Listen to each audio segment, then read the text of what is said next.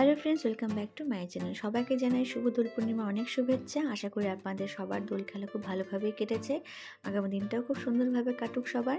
দোল special আমি recipe বানিয়েছিলাম potato cheese ball, যেটা একদম সিম্পল আর ইজি। যার জন্য লাগবে হচ্ছে এখানে আলু। আমি আলুটাকে ভালো করে সিদ্ধ করে নিয়েছিলাম। সিদ্ধ করে আলুটাকে ভালো করে ম্যাশ করে নিয়েছি। এবার এর মধ্যে অ্যাড করব একে একে ক্যাপসিকাম কুচি, ধনেপাতা কুচি আর পরিমাণ মতন লঙ্কা কুচি। লঙ্কা কুচিটা হচ্ছে স্বাদ মতন, যে যেরকম ঝাল খান সেভাবে ব্যবহার করবেন।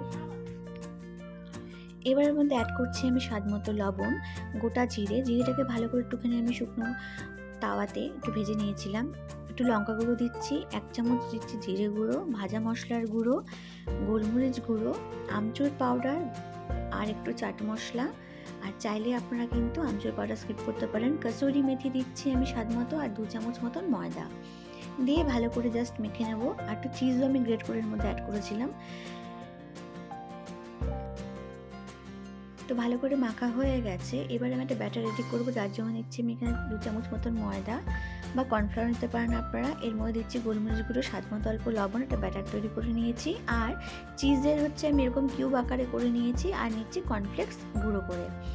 তো এবার মেখে রাখা আলুটা একটা আমি শেপ দেব, দিয়ে এবার এর মধ্যে একটা করে আমি চিজের কিউব দিচ্ছি, দিয়ে একটা সুন্দর রাউন্ড শেপ চেষ্টা করছি দেওয়ার।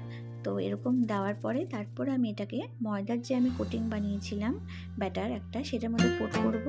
তারপরে আমি দিয়ে দেবো হচ্ছে কর্নফ্লেক্সের মধ্যে। আপনারা কিন্তু চাইলে কর্নফ্লেক্সের জন্য ব্রেড ক্রাম্বস বা সিমুটাও ব্যবহার করতে পারেন, বাট কর্নফ্লেক্স দিয়ে কিন্তু একবার অবশ্যই ট্রাই করতে পারেন। ভীষণ কিন্তু মুচমুচে হয়, খেতেও খুব ভালো হয়। তো এইভাবে সমস্ত পটেটো বলগুলোকে আমি রেডি করে নেব। তো দেখুন সুন্দর মতন শেপ দেওয়া হয়ে গেছে। এভাবে সবগুলো পটেটো বল আমি বানিয়ে নিয়েছি।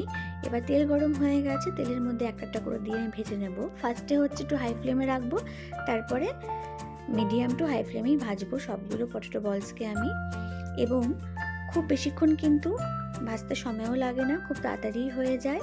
তো আশা করি এটা ভীষণই ভালো একটা মুখরোচক খাবার। বিকালবেলা গরমা গরম চায়ের সাথে বা কফির সাথে কিন্তু ভীষণ ভালো লাগে, বা গেস্ট আসলেও কিন্তু আপনারা সার্ভ করতে পারবেন।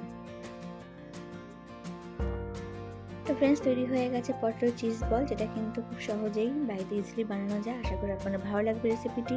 প্লিজ কমেন্ট করে জানাবেন, and please support my channel. আর ভিডিও জানা সকলকে